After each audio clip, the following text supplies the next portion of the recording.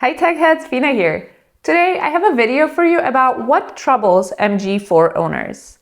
So everyone pretty much agrees that the MG4 is a great car, and yet these issues still really annoy MG4 owners that have to deal with them. So hello MG, are you working on a new software? Even something as simple as a press release or a statement from you would do a lot to alleviate your customers' worries and make them love your product even more. And yet, all is quiet on the, Eastern front. Before we dive in, I as always want to invite you to hop aboard and subscribe if you do enjoy our content. We would love to have you. Okay, now let's get into it and find out what bothers MG4 owners. First on the list are reduction gearbox oil leaks. So some MG4s actually suffer from oil leaks from the gearbox breather valve, and it's not yet clear what the reason behind this is. Some say it's a mistake in filling with oil during production, so apparently 900 milliliters of oil got filled instead of the 700 milliliters that was supposed to be filled. Others say it's a poorly designed breather valve.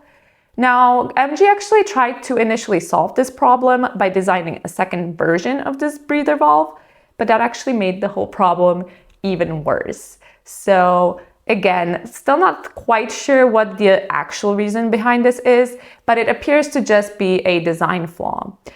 Now, apparently in the newer versions, this has been fixed and they do not suffer from these oil leaks anymore. Of course, we still have to wait once they've been around a bit longer and we have some user feedback to know if it actually has been resolved or not. So, jury's still out on that one. Again, it does appear to just be a design flaw, but of course, new car owners are not quite happy about that. Just imagine getting a new EV and now you have an oil leak problem. That's kind of crazy. The connection of an EV and an oil leak, it's very counterintuitive. So perhaps the worst part about all of this is that MG has not released any statement about this to their customers to reassure them, to tell them, hey, it's an issue with the design, but your car is still fine to run. So perhaps that's a bit of a fail on MG's part there, along with, of course, the issue to begin with. They spew one marketing message after another, just like a lot of these car companies do, but they're not actually communicating with their existing customers. So again, I would say that is the worst part in this whole situation. Number two that a lot of MG owners complain about is the fact that the air conditioner temperature reading is actually 5 degrees higher than the temperature inside the car. This means that if you get into the car and set your favorite 22 degrees Celsius, let's say, the actual temperature in the car is only around 17 degrees Celsius, which is why the car might actually feel like it's continuing to cool. And maybe you're thinking, why am I cold? This is my usual temperature that always works. Today I'm freezing. What's going on? Well, this. So this is something that only gets mentioned by really a handful of reviewers, which just goes to show you that sometimes even when you rent a car, the review itself might not give you all of the useful information. And that's understandable. Not all of us have an internal thermometer to be able to tell, hey, the temperature is a few degrees off. That is something you might only notice once you own the car for a bit longer. Of course, this is a pretty easy fix. You just need to get used to setting your temperature 5 degrees higher than you actually want it. And I do believe that a software update will fix this. But what is your experience with your MG4? Have you noticed this bug? Number three is the fact that you cannot turn off the doors locking once you start your car in the SE and standard version. So in the MG4, once you start your car, all of your doors lock and they remain that way.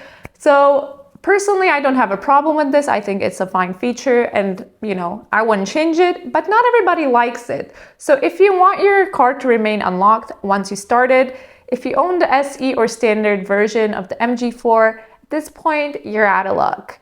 So I do hope that MG will be fixing this soon with a software update, because actually if you have a trophy or luxury version, you already have this option in the infotainment. So you can turn that feature off again in the trophy or the luxury. And I'm hoping that they will be making it available for the standard or SE version soon, because why wouldn't they, right? Number four are the automatic lights. So a lot of MG4 owners have reported that when they have their lights in auto mode, they come on pretty much all of the time unless it's an extremely sunny day. But since your average MG4 owner is quite often also a tech head one of them did think of a pretty clever solution to fix this issue. So this guy on the mgev.com forum, who goes by the handle of Macadoodle, thought to remove the light sensor cover and see if it helped. And of course, that fixed the problem. So the issue here seems to be tuning the lights to work in an environment other than cloudy England. But now, since Macadoodle did not want to drive around with a big old hole in the middle of his dashboard, he decided to just drill a tiny 8mm hole in the top of the cover above the sensor, and that does the trick. So if this is something that you want to fix in your car, it's a pretty easy do-it-yourself fix. Number 5 is the fact that you cannot turn on your battery preheating while your car is connected to a level 2 charger and fully charged up.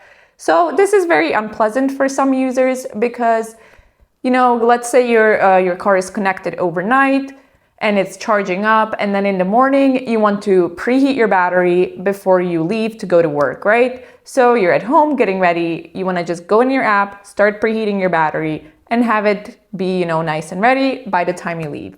Well, this software bug does not allow that to happen. So it's not like a humongous deal. You can, of course, go and disconnect your car. But it's one of those things, it's like, I have this feature, I have it in my app for a reason. So it takes away all of that convenience. So this is an obvious software bug. And I do hope that they fix it soon. Number 6 is the fact that the navigation does not show chargers en route, which is a bit of a shortcoming for an EV, isn't it? Of course, this is an issue only if you are using the built-in navigation, and MG Germany has promised an improvement to this in the 2023 luxury version, as well as an addition of battery preheating when you start navigating to a charger, which will be a pretty cool feature, I think. But does that mean it will also be able to plan the routes and charging? I don't know. What do you think? Also, is this map upgrade something that's going to be coming to all MG4s, or is it going to be exclusive to this 2023 luxury version? Inquiring minds want to know. Number 7 is the fact that sometimes the infotainment screen freezes, so it will stay black and just doesn't turn on. Luckily, this is an easy fix. You just have to hold the home button for like 10 seconds. That will restart the infotainment, and then everything starts working fine again.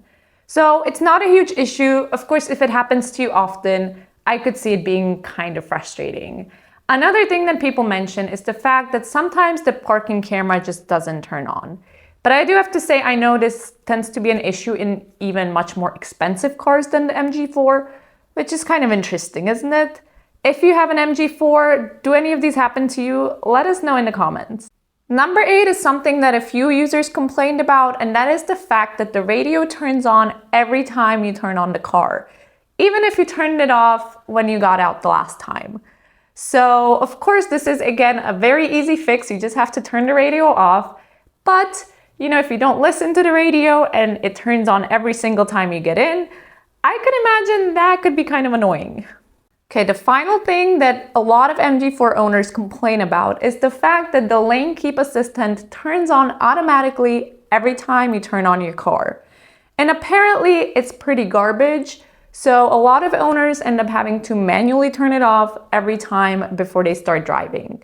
So this is kind of a paradox because in European and CAP tests, you actually get extra points for having a lane keep assist that turns on automatically, but the quality of the assistant does not get addressed. So this seems kind of ironic to me because, it's nice that it turns on automatically, but if it's really garbage, is it really making driving safer? So you guys that have an MG4, please let me know in the comments. Is this lane keep assist really so bad that you have to turn it off every time before you drive? Now, most MG4 owners still agree that for the money, the MG4 has no real competition on the market, and they certainly wouldn't be willing to pay an extra £10,000 to fix these little issues. Because let's be honest, they are little issues, and these days, even much more expensive cars have little bugs here and there. It's almost as if car manufacturers these days don't have the people or the time to deliver a finished product on the market. Do you guys remember the cars of past generations? Like the Golf, for example. Its gradual evolution meant that it was really a near-perfect car that never needed any software updates because everything just worked. Oh, those were the days. But, hopefully we'll get there with the evolution of these EVs as well. Hopefully we'll get there soon. If you own an MG4, let me know your experiences. Also, let me know if I missed anything in the comments. If you're thinking of getting an MG4, would these issues make you think again? Again, they're pretty small issues. I am hoping, though, that MG will address them, especially in upcoming generations. They're small software issues, but it's just always better not to have them. Anyways, that's it for me today. Thanks for watching, and I'll catch you next time.